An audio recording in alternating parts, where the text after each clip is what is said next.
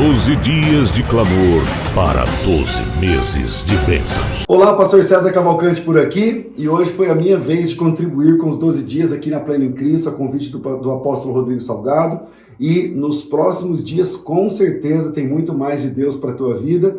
Não perca essa oportunidade de estar aqui, ouvindo a palavra, crescendo na graça, crescendo no conhecimento e começando o ano da melhor forma, dedicando ao Senhor. Deus abençoe. Morreu ali Moisés, servo do Senhor, na terra de Moabe, segundo a palavra do Senhor. Este o sepultou num vale, na terra de Moabe, de fronte a Bet-peor. E ninguém sabe até hoje o lugar da sua sepultura. Moisés tinha idade de 120 anos quando morreu, e não se lhe escureceu os olhos, nem se lhe abateu o vigor. Os filhos de Israel prantearam Moisés por 30 dias nas campinas de Moabe. Então se cumpriram os dias do pranto, do luto de Moisés, e Josué, filho de Nun, estava cheio do espírito de sabedoria, porque Moisés impôs sobre ele as mãos. Assim os filhos de Israel lhe deram ouvidos e fizeram como o Senhor ordenara a Moisés. Nunca mais se levantou em Israel um profeta como Moisés, com quem o Senhor houvesse tratado face a face, no tocante a todos os sinais e maravilhas que, por mando do Senhor, fez na terra do Egito, a Faraó e a todos os seus oficiais e a toda a sua terra. E no tocante a todas as obras de sua poderosa mão e aos grandes e terríveis feitos que operou Moisés à vista de todo o Israel. E sucedeu depois da morte de Moisés, agora Josué capítulo 1, servo do Senhor, que este falou a Josué, filho de Nun, servidor de Moisés, dizendo: Moisés, meu servo, é morto. Levanta-te agora, passa esse Jordão, tu e todo este povo, a terra que eu dou aos filhos de Israel. Todo lugar que pisar a planta do vosso pé, vou-lo tenho dado, como eu prometi a Moisés. Desde o deserto e o Líbano até o grande rio, o rio Eufrates, toda a terra dos heteus até o grande mar, para o poente, será o vosso limite. Ninguém te poderá resistir todos os dias da sua vida. Como eu fui com Moisés, assim serei contigo. Eu não te deixarei, eu não te desampararei. Seja forte, corajoso, porque tu farás este povo herdar a terra que sob juramento prometi aos vossos pais. Então somente sê forte e muito corajoso, para teres o cuidado de fazer segundo toda a lei que meu servo Moisés te ordenou. Dela não te desvies, nem para a direita, nem para a esquerda, para que sejas bem-sucedido por onde quer que andares. Amém. Podem sentar.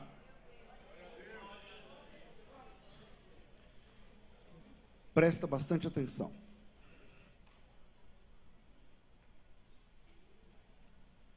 Geralmente, nós temos a tendência de olhar para os personagens bíblicos e enxergá-los como super-humanos, ou como pessoas dotadas do sobrenatural, ou talvez de uma inteligência sobrenatural, ou de uma força sobrenatural, ou de uma estratégia sobrenatural, mas na verdade a Bíblia diz que todos eles eram apenas homens. Mulheres sujeitas às mesmas paixões que nós. Pessoas normais, porém dirigidas por Deus. Pessoas normais, mas dirigidas por Deus para fazer o que fizeram. Josué, por exemplo, o servidor de Moisés, era uma pessoa comum, que assume um papel importante na história de Israel, numa fase importante da sua vida. Todos os personagens bíblicos, todos, que Deus chamou para um papel específico, preste atenção, todos os personagens bíblicos que Deus chamou para um papel específico eram pessoas comuns. Quando Deus chamou Gideão, vocês conhecem a história, Gideão malhando trigo num lugar que não era e tal, e Deus falou assim: o Senhor é contigo. O anjo falou assim: o Senhor é contigo, varão valoroso e tal. Ele falou assim: como assim Deus é comigo? Eu sou de uma meia tribo. A minha tribo não é considerada uma tribo assim, é uma meia tribo, porque, enfim, ele é da tribo de Manassés, e Manassés não era filho de Israel, era neto. Dessa meia tribo, a minha família é a mais insignificante, o meu sobrenome. Desse sobrenome, a minha casa é a menor, da minha casa eu sou o menor. E Deus viu que esse cara que estava malhando trigo, por que ele estava malhando trigo? Ele não está malhando trigo por uma coisa militar, por uma coisa... Ele está malhando trigo porque o contexto é que os midianitas tomavam tudo das pessoas. A Bíblia diz que não dava para andar com uma sacola na rua. A Bíblia diz que os midianitas tomavam. E naquele contexto, o Gideão é um cara que estava lutando para defender o pão de cada dia, porque malhar o trigo é pegar um molho de trigo, que não é, isso aqui não é para Israel, é para a casa dele, tipo assim, está difícil, tá, mas na minha casa vai ter pão, essa é a cabeça do Gideão. E aí ele vai escondido malhar o trigo, bater o trigo maduro na pedra, e pega os bagos do trigo, se separam da vara, é tipo um capim o trigo, né? E ele joga dentro da sacola para chegar em casa, moer e falar para a mulher dele, isso aqui tem 1 quilo de trigo, faz pão, e a gente vai comer alguma coisa. E aí Deus aparece e fala para ele assim, você é um cara que luta pelo pão de cada dia. Então você é um cara comum. A maioria de vocês vai levantar segunda-feira cedo para lutar pelo pão de cada dia. E aí Deus fala assim para ele, cara, eu vejo em você o potencial para fazer mais do que lutar pela sua marmita. Você pode ser uma pessoa estratégica dentro do reino para mim. E isso vai mudar a vida de Gideão. Agora o assunto é Josué. Quem é Josué? O servidor de Moisés. Quem é Josué? Um cara comum, que assume um papel importante num ponto estratégico, numa virada de Israel. Mas para a gente pensar que Josué era uma pessoa comum, fica mais fácil pensarmos quem era Moisés para Josué. Eu preferi começar lendo os últimos versículos de Deuteronômio, que mostra a morte de Josué. Os estudiosos gostam de falar que 2 milhões de pessoas, mais ou menos, atravessaram o deserto e foram substituídos pelos seus filhos. Eles morreram no deserto e foram nascendo pessoas. Mas a Bíblia diz que de todas as pessoas que saíram do Egito, que viram Faraó, que atravessaram o Mar Vermelho, que viram as 10 pragas, que viveram as 10 pragas, apenas Moisés, Josué e Calebe existiam aqui no último capítulo de Deuteronômio. O resto nasceu no deserto. Eles são filhos do deserto. Nunca viram um palácio, nunca viram um Faraó, não viram o mar abrindo. Eles aprenderam essas histórias com os pais. E aí se conta que tem mais ou menos 2 milhões de pessoas nessa situação. E dessas pessoas todas, desses 2 milhões, morre o Moisés. E quem é Moisés para Josué? O que significa? Moisés para Josué, ele é a pessoa, sei lá, mais velha que o Josué conhecia. Porque todo esse pessoal nasceu no deserto. Então Moisés é o cara de cabelo branco, de barba grande. O Moisés é o homem, a pessoa mais próxima de um pastor que o Josué conhecia. Aliás, o Moisés era pastor. Significa que Moisés era a pessoa mais experiente com quem o Josué conviveu. E para Josué, Moisés é o exemplo vivo de comunhão, de dependência, de mansidão. Moisés é o homem mais manso da terra, de paciência, de fé, de esperança, enfim, experiência. E muitas outras coisas que eu não tenho capacidade aqui para falar. Por isso, no início desse livro de Josué, representa muita coisa essa história da morte de Moisés, porque o texto começa com Deus dizendo assim para Josué, Moisés morreu. Então, antes de entrarmos nessa questão, o texto começa com Deus falando com Josué. O texto começa com Deus falando com Josué. Esse detalhe já nos traz muita coisa, já me diz muita coisa, porque essa é a primeira vez que Deus fala com Josué. Deus inaugura a fala com Josué, falando realidades duras. Antes Deus falava apenas com Moisés. E a primeira vez que Josué ouve a voz de Deus para ele, Deus agora está falando com ele ouve, é um banho de água fria. São duras realidades. E Deus não evita a conversa difícil. Deus não relativiza a dor e a perda de Josué. Deus não apareceu para Josué dizendo assim, não, agora é contigo, esquece o passado, você... Não. Hoje em dia, pastores evangélicos fazem isso. Mas Deus trata a dor também. Deus não é só Deus na bonança, Ele também é Deus na tristeza. Deus, Ele não quer ser seu companheiro apenas quando está tudo bem. Ele também quer caminhar com você pelo vale da sombra e da morte. Porque a gente, quem aqui teve terminamos 2023. Quem aqui teve que ir no cemitério em 2023 e se despedir de alguém que o amava? Levanta a mão. Olha o tanto. E eu vou dizer o quê? Que Deus não estava lá? Esquece esse capítulo? Não.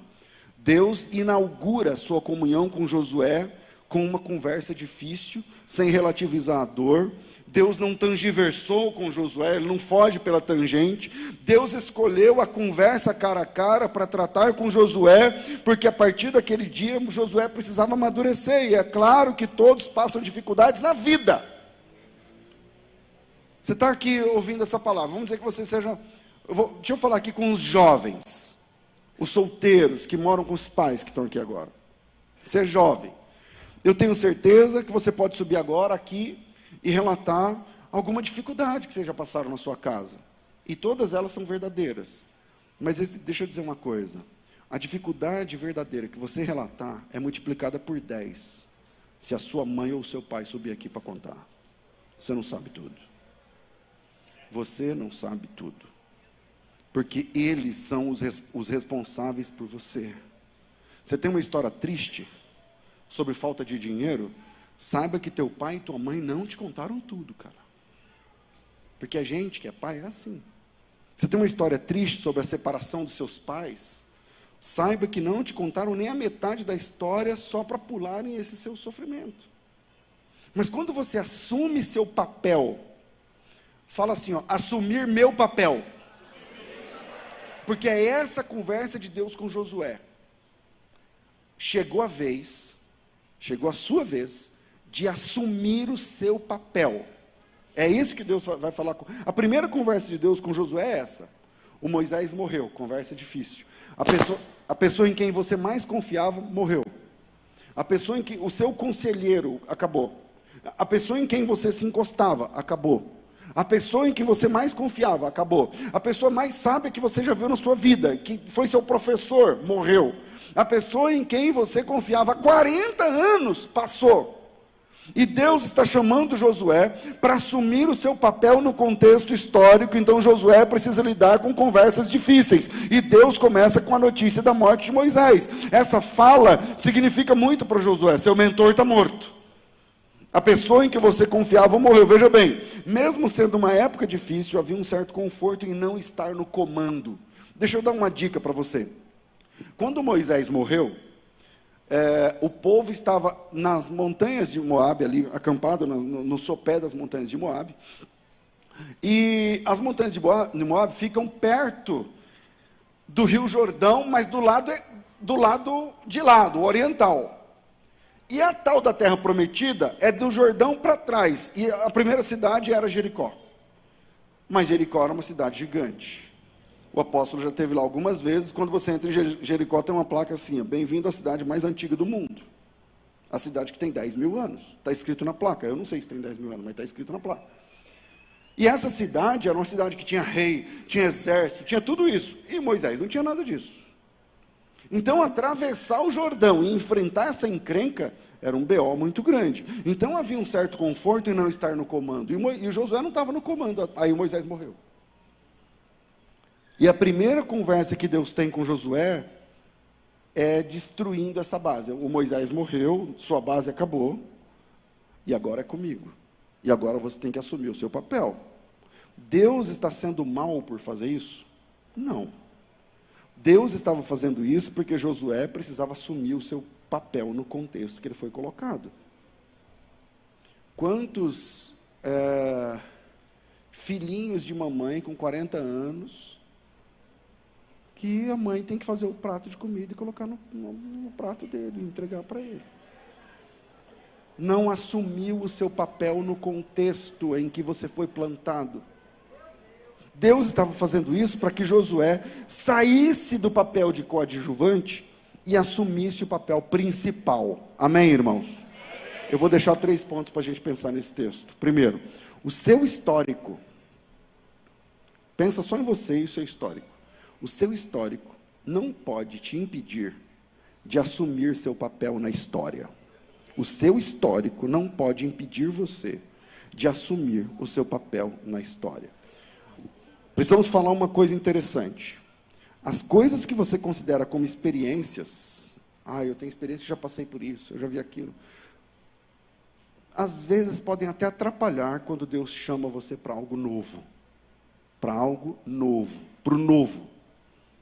Vamos tentar entender isso. Deus estava chamando Josué para fazer uma coisa que nem mesmo Moisés tinha feito. Deus fala assim para Josué: Moisés morreu, levanta você agora e passa esse Jordão. O Moisés já tinha passado o Jordão? Não. E aí Deus está chamando Josué para fazer uma coisa que inédita. Ninguém nunca tinha atravessado o Jordão naquela situação. Sendo assim, as experiências de Josué são experiências interessantes, mas elas não davam conta de tudo que Deus tinha para ele. As experiências de Josué não davam conta de tudo que Deus tinha para eles. Você está congregando aqui há 3 meses. Aí você fala assim: não, eu sou experiente, que eu sou presbítero. Então, mas a sua experiência de presbítero lá não sei aonde não dá conta do tudo que Deus te chamou aqui para fazer. Você pode... A experiência é boa, mas você não pode se encostar nela e dizer: não, para mim eu vou só até aqui. Porque o que Deus estava chamando o Josué para fazer era para além do que o Moisés tinha de experiência para contar.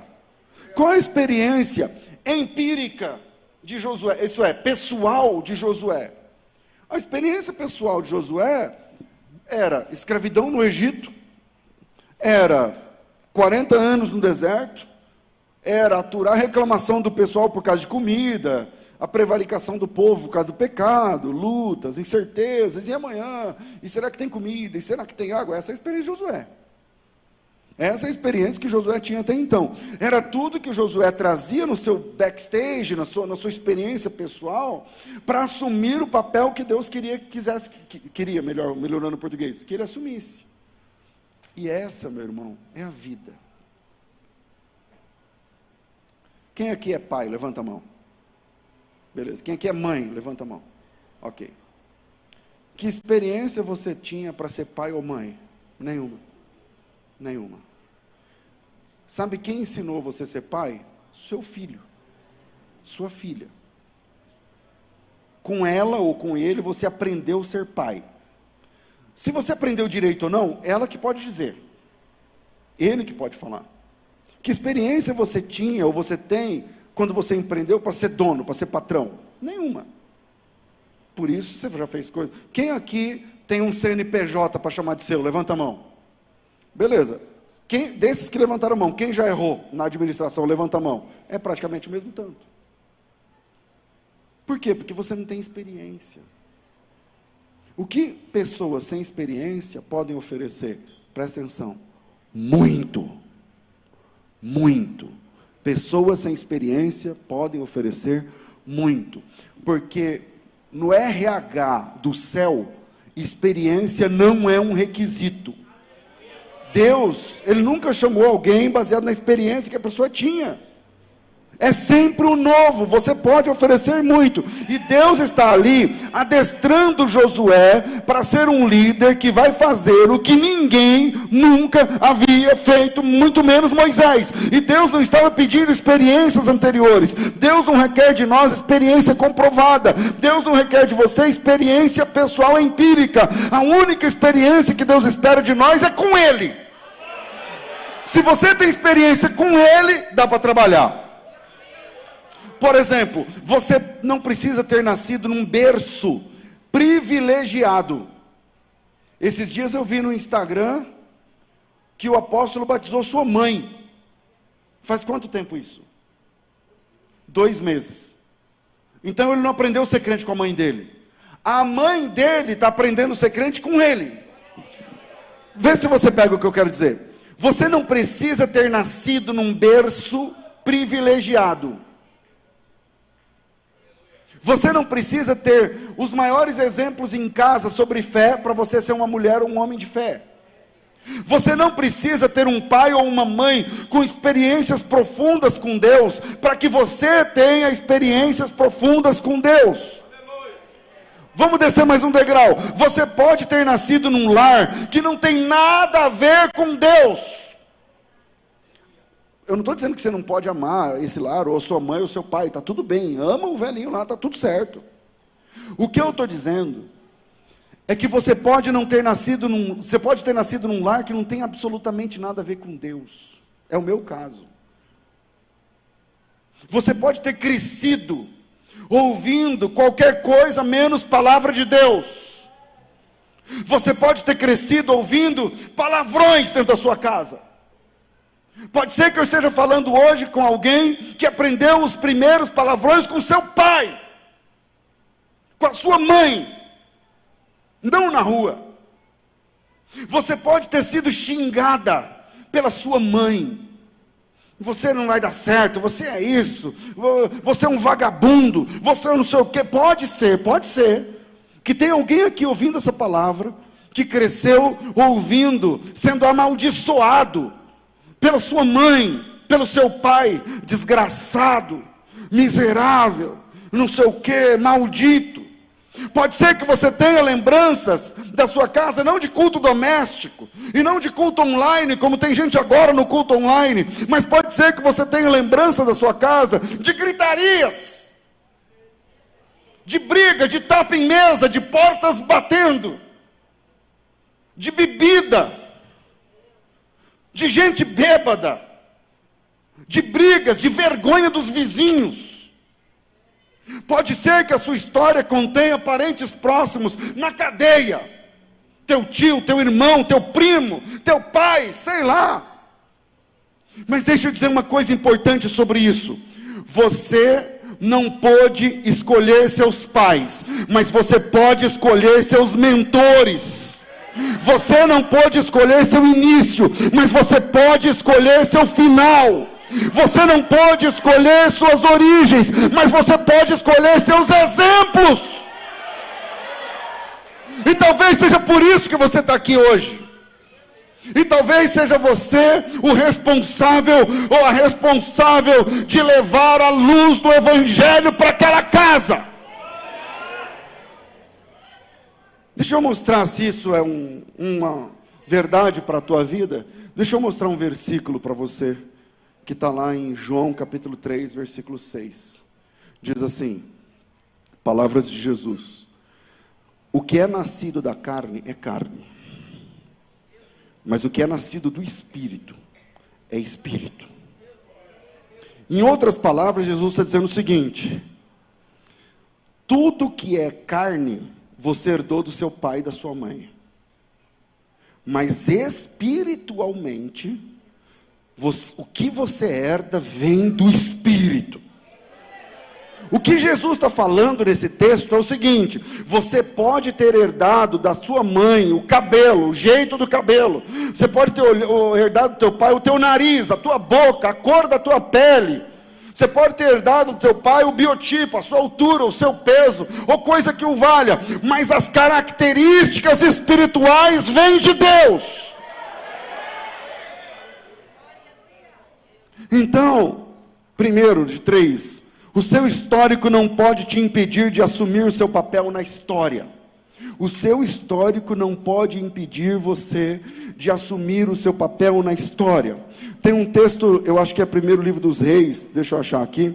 Eu acho que é primeiro livro dos Reis, que é capítulo 23, deixa eu ver se é isso, que diz o seguinte, deixa eu achar. Primeiro livro dos Reis, capítulo... Não tem capítulo 23. Então era mentira. Está na minha memória aqui. Não, então, Crônicas 34. Vamos achar. Desculpa, não estava no meu sermão. Segundo livro das Crônicas, capítulo 34. Deixa eu ver se é esse. Diz assim, presta atenção. Josias tinha 8 anos de idade quando começou a reinar. Quantos anos? 8. 8! Quando começou a reinar. É claro que tinha um conselho tutelar da época, mas não vem ao caso aqui. E ele reinou 31 anos em Jerusalém. Fez o que era reto perante o Senhor e andou em todo o caminho de Davi, seu pai. Presta atenção. O Davi não é pai dele. Não, pastor, mas a Bíblia diz, né? Davi, seu pai. Então, Jesus também é filho de Davi. Então, o que significa isso? Ele está na linhagem de Davi, é verdade.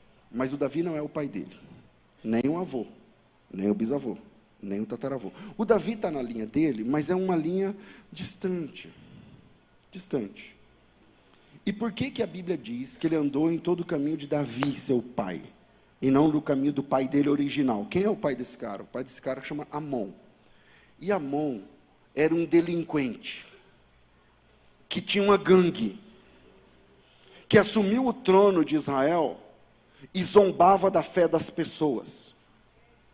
E ele foi assassinado, eu não lembro agora, mas com 20 e poucos anos de idade. Por isso que o trono veio para Josias com 8. Ele assumiu o trono ele assumiu o trono jovem e foi morto com 20 e poucos anos de idade pela sua própria gangue. E aí o trono caiu no colo de Josias. E Josias tinha quantos anos? 8. 8. E o Josias falou assim: eu não posso imitar meu pai. Ame teu pai, respeite teu pai. Mas às vezes em assuntos espirituais, Deus vai colocar você para ser pai ou mãe dele, na fé. Ame teu pai, ame tua mãe, respeite, é tudo certo. Mas ele falou assim: eu não posso. Aí ele, tá, não posso imitar meu pai. Vou ver meu avô. Sabe quem é o avô desse cara? Manassés. Manassés é o pior rei de Israel. O pior de todos, de todos. A Bíblia diz que o Manassés encheu Jerusalém de sangue dentro dos muros, um tanto assim, de sangue. Está na Bíblia, não está na minha cabeça. O Manassés, ele se envolveu com rituais de magia negra. E nos rituais de magia negra, ele matou alguns dos seus filhos em oferenda a divindades pagãs. Esse é o Manassés. E o que você faz quando o seu avô é um macumbeiro? Quando o seu pai é um canalha? E quando você nasce, você cresce, você olha, e Deus chama você para se levantar e assumir o seu papel no contexto. Reclamar adianta? Não. Não adianta. E aí Josué, que é essa pessoa, ele se levanta no contexto e resolve, decide ser diferente. Aí você pergunta assim para mim: pastor, mas diferente como? Deixa eu ler para você um texto que está no segundo livro dos Reis, capítulo 23. Segundo livro dos Reis, capítulo 23, diz assim, ó: aboliu Josias os médiuns e os feiticeiros que o vô dele tinha colocado. Tem mais, o vô dele fechou o templo, não tinha mais culto. Os ídolos de todas as abominações que se viam na terra de Judá e em Jerusalém, para cumprir as palavras da lei que haviam escritas no livro do sacerdote Ilquias, que tinha achado na casa do Senhor. Antes de Josias, segura essa, antes de Josias, não houve um rei que lhe fosse semelhante. Nem Davi, nesse aspecto. Eu vou ler de novo, versículo 25. Segundo livro dos Reis, 23, 25. Antes de Josias, não houve rei que lhe fosse semelhante, que se convertesse ao Senhor, com todo o seu coração, de toda a sua alma, e de todas as suas forças, segundo toda a lei de Moisés. E depois de Josias, nunca mais se levantou outro rei igual. Em outras palavras, o Josias folheou a sua árvore genealógica e disse assim: eu não posso imitar meu pai, eu não posso imitar meu avô, eu vou achar alguém digno de imitar. E ele achou Davi, e ele disse com 8 anos: eu quero ser igual o Davi, eu quero que o meu reino seja igual ao reino do Davi. E aí com poucos anos, ele assumiu com quantos anos? Segundo livro das Crônicas, capítulo 34, verso 3. Vem comigo na conta. Porque no 8º ano do seu reinado, sendo ainda moço, quantos anos ele tem agora? 16. No 8º ano do seu reinado, ainda moço, começou a buscar o Deus de Davi, seu pai. E no ano 12º, 12 anos do seu reinado, 12 do reinado. Quantos ele tem agora? 20. Começou a purificar a casa de Judá, de Jerusalém e tal, na presença, derrubaram os altares, enfim, ele faz tudo. Agora, só um último texto, vamos voltar para o Josué. Versículo 8. No 18º ano do seu reinado, a matemática, hein? Ele assumiu com 8, no 18º do reinado. Quantos anos ele tem agora? Quantos anos ele tem agora? 26. Havendo purificado a terra, a casa, aí ele tem um monte de coisa que ele vai falar, para repararem a casa do Senhor, seu Deus. Só pega esse detalhe aqui. No versículo, deixa eu ver aqui, no versículo 5, vamos lá, peraí. Acho que não, no versículo 5 não. Versículo 3 diz assim, ó. No ano 8º do seu reinado, quando ele tinha 16, ele começou a buscar o Deus de Davi. Ele começou a buscar o Deus de Davi, seu pai. Esse é o versículo 3. Mas no versículo 8, alguns anos depois, ele tinha 16, agora ele tem 26 ou 24, sei lá. Ele vai reparar a casa do Senhor, seu Deus. Pegou o que aconteceu aí? Ele começa por tabela, imitando Davi. Davi é o mentor. Ele leu o que Davi fazia e fazia igual. Mas é o Deus de Davi, o Deus de Davi, o Deus de Davi. Agora que ele cresceu, a casa do Senhor, seu Deus. Ele encontrou-se com o Deus de Davi e se relacionou com esse Deus até que pudesse chamá-lo de meu Deus. Segundo ponto. Quem pisa a planta do pé aonde Deus manda, descobre que as fronteiras deixam de ser pequenas. Quem pisa a planta do pé, porque Deus falou assim, ó, aonde você pisar a planta do teu pé eu vou te dar. E aí ele vai começar a falar as fronteiras, desde o rio Eufrates até não sei na onde, desde não sei o que do Poente, não sei o que do Oriente. Quem põe a planta do pé, percebe que as fronteiras dos seus sonhos deixam de ser pequenas. Quais eram as aspirações dos hebreus no dia que Deus falou com Moisés? Qual a preocupação deles? Era comida e água. Lembra qual era a reclamação desse pessoal? Comida e água, comer e beber. O que comeremos? O que beberemos? Que saudade a gente tem dos repolhos, que mais? Do pepino. Os caras ficam brigando por causa de pepino, meu amigo. Cebola, eu gosto de cebola, pepino, mas não preciso brigar com ninguém por causa disso. Mas a briga, a grande encrenca desse pessoal era comida e água. Os limites eram da sede e da fome. As aspirações tinham a ver com comer e beber. E alguns de nós viemos dessa experiência de lutar por comida. Alguns de nós viemos dessa experiência da escassez, onde é tudo contado. Onde no fim da tarde, quando tinha dinheiro, a sua mãe dava 2 bolachas de água e sal para cada um. É a escassez. Alguns de nós vieram ou viemos dessa experiência da luta pela comida. Cortou a água da sua casa. Cortou a energia da sua casa. Porque a luta era comer e beber, pagar o aluguel. Algumas experiências ruins na vida nos impõem limites. Que você ora e fala assim, não, eu nunca vou ter um negócio desse, nunca vou conseguir. Porque a minha vida não é essa. Ah, mas fulano estudou com você. Não, mas aí eu sou outro esquema. Pode ser mais difícil pisar a planta do pé. Quando Deus fala assim, onde você pisar a planta do pé, Ele está falando, atravessa o Jordão, e aonde você pisar a planta do teu pé, eu vou te dando. E pode ser difícil pisar a planta do pé, ou assumir algum compromisso para quem já teve experiências ruins. Pastor, eu já tive experiências ruins, então eu não quero. Aliás, é sempre difícil pôr a planta do pé em algum projeto. É sempre mais fácil ser coadjuvante. Essa igreja, a última vez que eu vim, a gente foi lá ver o terreno. Um monte de coisa para fazer, não sei o que lá. E não faz tantos meses, porque não faz um ano. Eu vim no ano passado, em algum momento, que eu não lembro qual. Fora de janeiro. Não faz tanto tempo. Agora, vocês vão construir um prédio para 3 meses. Eu não conheço outra igreja que faz isso. Aí você está aqui, você faz parte. Você escolhe.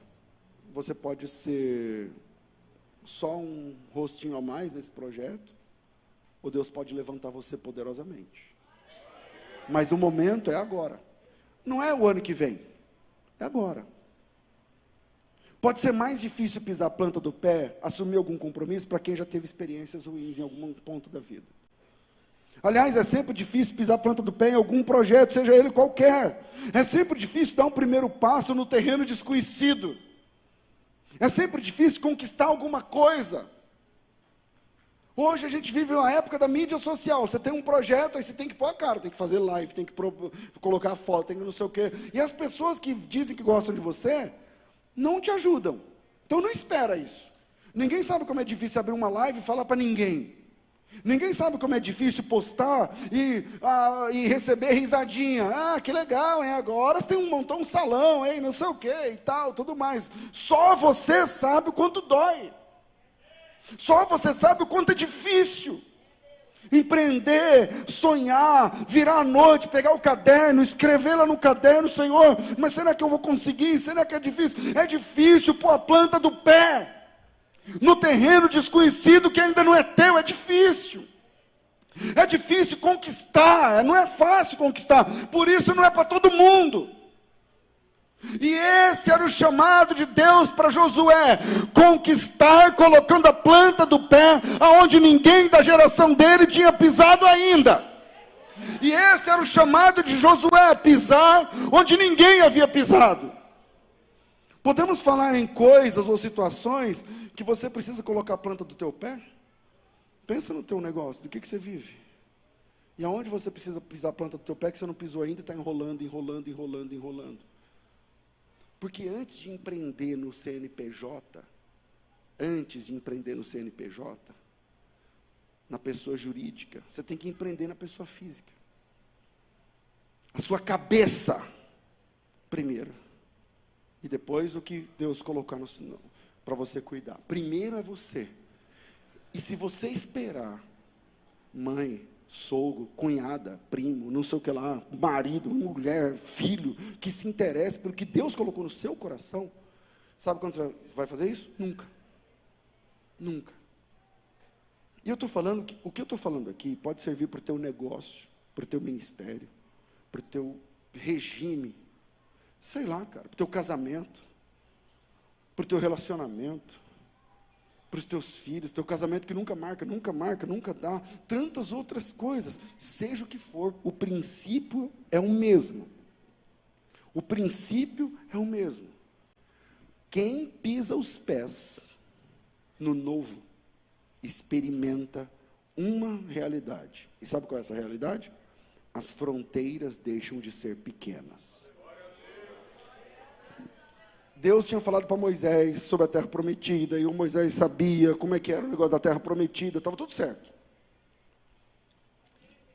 Aí o Moisés morreu. Aí Deus, a primeira conversa que Deus tem com Josué é difícil. Então, o cara que se confiava morreu, acabou. Ah, e agora? Morreu mesmo, e agora?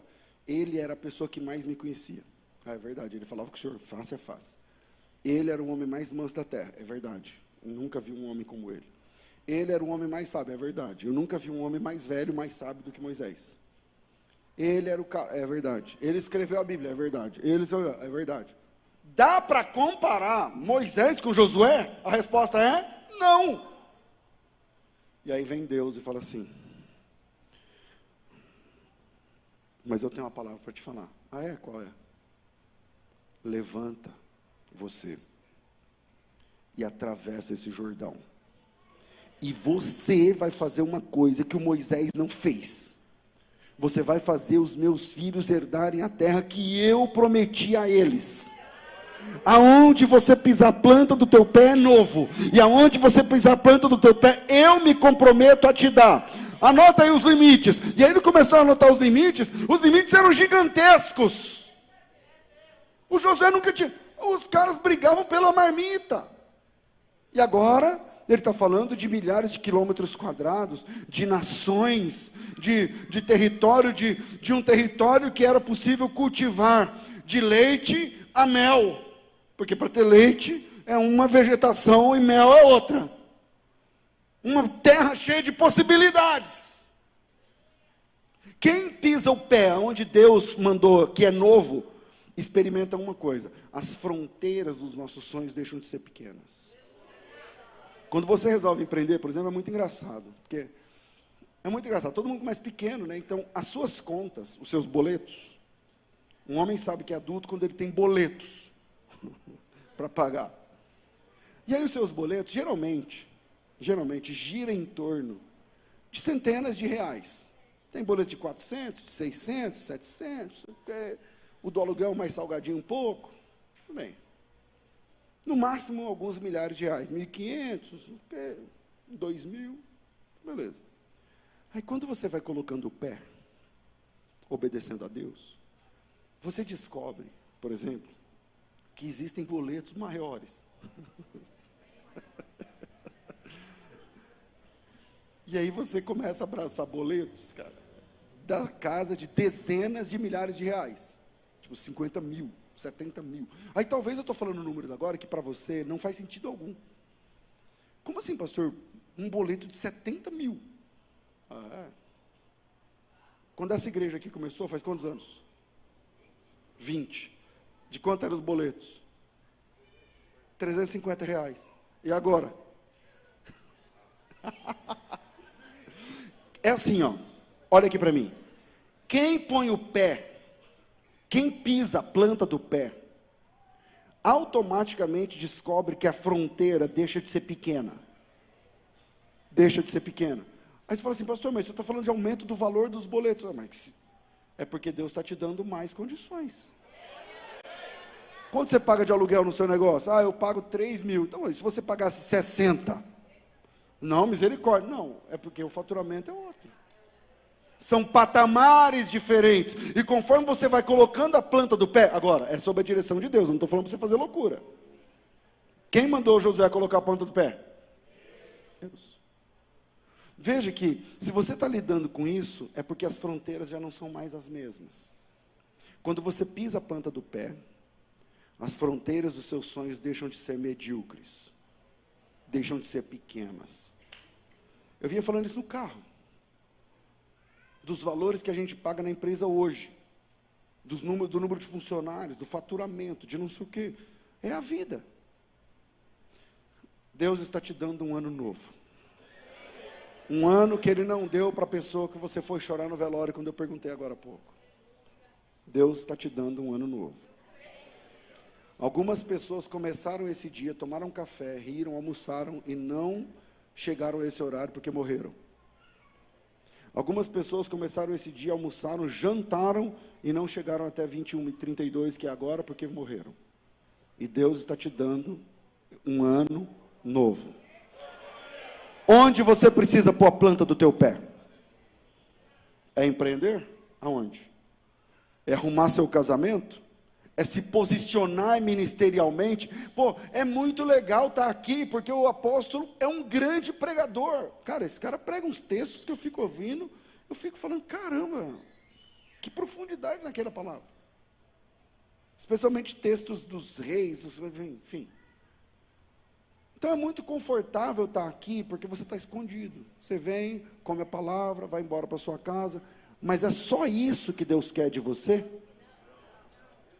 Então, aonde você precisa pisar a planta do teu pé esse ano? Aonde Deus está adestrando você para falar assim, estica esse pé e pisa, porque aonde você pisar a planta do teu pé, eu estou falando ministerialmente, o que é que Deus te chamou para fazer e que você não fez ainda? Faça sua lista, e pise a planta do seu pé começando hoje. Troque o famoso, um dia eu começo, para dia 1 eu começo. Já foi, é agora. Pisar a planta do pé significa enfrentar lutas gigantes. A primeira luta que Josué enfrentou, Jericó. Deus deu Jericó para Josué. Dá para dizer que não foi Deus? Não. Muro cai com buzina? Muro cai com buzina? Então foi Deus que derrubou o muro de Jericó. Não foi Josué. Você está entendendo? E aí vem a derrota em Ai, porque eles estavam errados. Se consertaram, venceram Ai. Depois Betel, depois Gibeão, depois Razor. E aí cumpriu-se o que Deus disse para Josué: aonde você pisar a planta do teu pé, eu estou indo contigo. Esse é o segundo, né? De 3, eu já vou encerrar. Quem pisa a planta do pé, guarda essa. Descobre que as fronteiras dos seus sonhos deixam de ser pequenas. Quem põe a planta do pé, descobre que a fronteira dos seus sonhos deixam de ser medíocres. E Deus está chamando Josué para assumir o seu papel no contexto. Para falar assim: agora é com você. Essa palavra é para você. É sua vez, levanta. Ah, mas Moisés morreu.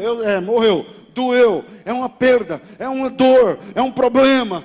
Doeu, morreu, acabou, tal. Mas a palavra para você é: levanta você e pisa o pé você. Porque eu estou falando agora com você, é eu e você. E você tem que pisar a planta do pé. E aonde você pisa a planta do teu pé, eu estou contigo. E você vai descobrir que as fronteiras deixam de ser pequenas.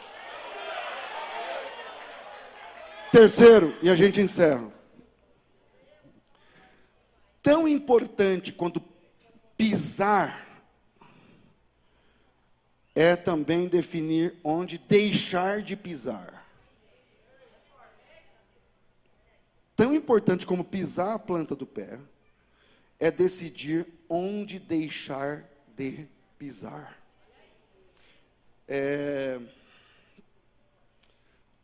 Eu sei que a Bíblia diz que a fé vem pelo?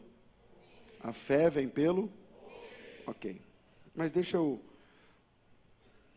provocar você num texto que está aqui em Marcos, capítulo de número, deixa eu achar aqui, 5. E aí eu vou encerrar, porque por conta do horário. Todo mundo conhece a história da mulher do fluxo de sangue. Todo mundo conhece. Eu vou me arriscar, não vou falar uma coisa que Deus colocou no meu coração, tá? Pode ser que eu seja julgado. O pastor César falou uma heresia, não sei o que lá. Eu sei que a fé vem pelo ouvir. Mas aqui no texto que eu vou ler com vocês, você vai aprender que também a fé vem pelo que você deixa de ouvir. Vou mostrar o texto para vocês. Antes, vamos só lembrar da história. Abre Marcos capítulo 5 e vem. A mulher tinha um fluxo menstrual gigante há 12 anos. Jesus desce do barco e o Jairo, o homem mais importante da cidade, ele é o chefe da sinagoga, a cidade toda é em volta da sinagoga, e o Jairo é um cara importante. O Jairo vem, se ajoelha e pede para Jesus visitar a sua casa, porque a filha estava internada, estava desenganada em casa já para morrer. E Jesus fala assim: tá bom, eu vou. O Jairo pega na mão de Jesus e vai puxando até a sua casa, para não ter perigo. No meio do caminho, a mão de Jairo e de Jesus se solta. Quando o Jairo olha para trás, já tinha um montão de gente. Os discípulos disseram: a sua multidão aqui está te apertando. E Jesus estava dizendo assim: alguém me tocou. Para o Jairo, foi um péssimo negócio. Ele estava levando Jesus para a casa dele. Inclusive, é um péssimo negócio, porque enquanto Jesus atende a mulher, a filha morre. Lembram?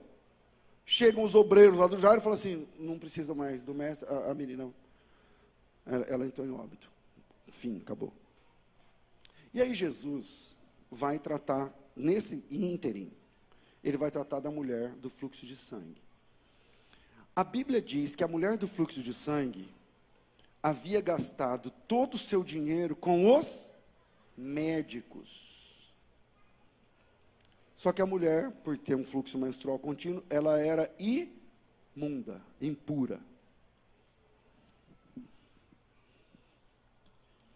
Ela era imunda, mas o dinheiro dela não era.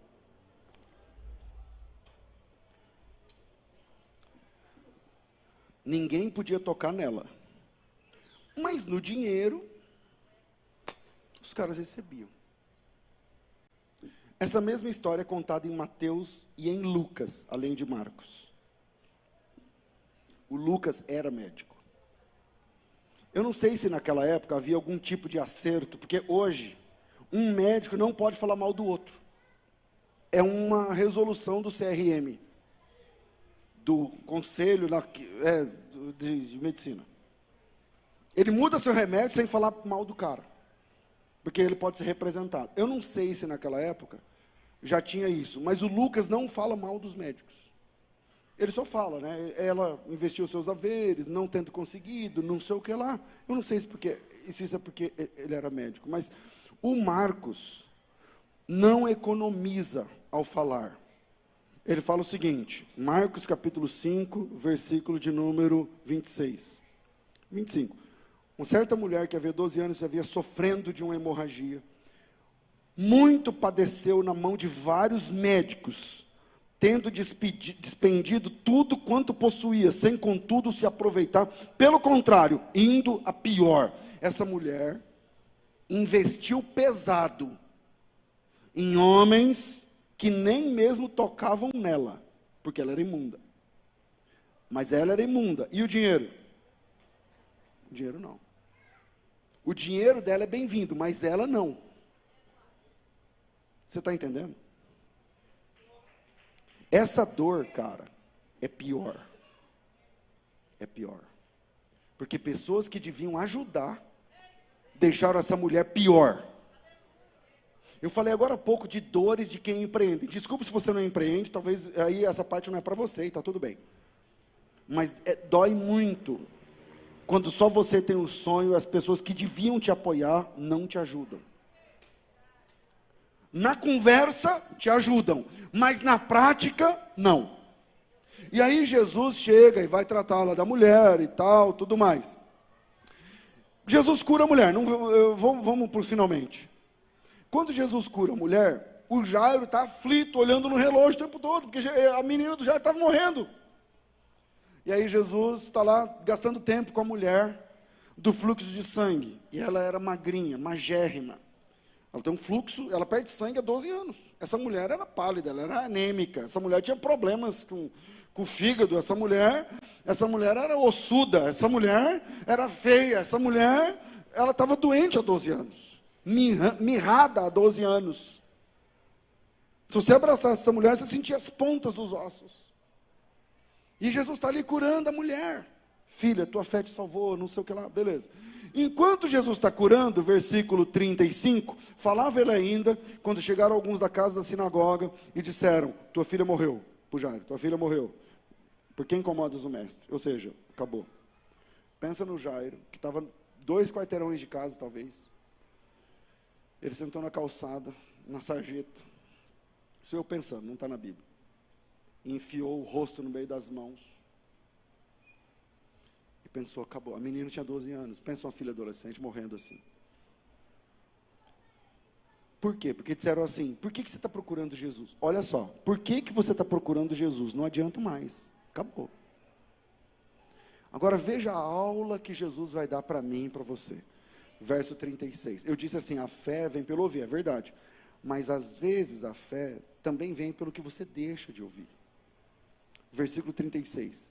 Mas Jesus, sem dar ouvido a essas palavras, Jesus, sem dar crédito a essas palavras, outra versão, mas Jesus, sem acudir tais palavras, outra versão, mas Jesus, sem dar atenção a essas palavras, disse para o Jairo, não tenha medo, apenas acredite. O que eu estou falando é que às vezes você tem que, sabe, pensa num controle remoto, que você tem que ter para você colocar no mudo em algumas situações. Tem algumas pessoas em sua volta que vão na sua casa, que comem na sua mesa, que participam com você, que curtem as suas fotos, mas que você tem que apertar o botão de todo respeito, amor, carinho, sim, está tudo certo, mas eu não posso deixar que aquelas frases entrem no meu coração, ou seja, tão importante quanto pisar a planta do pé, também é decidir aonde eu tenho que tirar o meu pé, porque algumas pessoas atrapalham o processo de Deus na sua vida. E aí eu aprendo com Jesus Cristo, o nosso Salvador, Jesus, Mas Jesus, sem acudir essas palavras, vira para o Jairo e fala: não tenha medo. Em outras palavras, isso que eles falaram não vale. Cancele o que você ouviu. Não dê ouvidos às pessoas que estão próximas de você. Ouça o que eu estou dizendo. E o que eu estou dizendo é diferente do que eles estão dizendo. O que eles estão dizendo é: porque você ainda acredita. E o que eu estou dizendo é: não tenha medo, apenas acredite. Alguns lugares precisam deixar de ser pisados esse ano. Eu não estou ensinando a rebeldia, por favor. Às vezes a pessoa você ama demais, está tudo bem. Mas você não tem que se abrir igual um mala de mascate toda vez que essa pessoa vem na sua casa. Você não tem que abrir o jogo da sua vida toda vez que essa pessoa que fica botando o olho ruim em você vem, porque não é que eu acredito que é uma olhada, não é nada disso. É que isso desestimula a gente. Você vai para casa e fica pensando: caramba, acho que ele está certo, melhor parar aqui. A fé vem pelo ouvir, é verdade. Mas Jesus ensinou nesse versículo que também a fé vem através do que você deixa de ouvir. Selecione melhor o que você ouve. Selecione melhor quem participa do seu círculo mais íntimo. Aonde você colocar a planta do pé, o Senhor disse: assuma o seu papel no contexto e vai. Mas também escolha onde você tem que deixar de colocar a planta do teu pé. Pense nisso. Deus abençoe vocês, em nome de Jesus.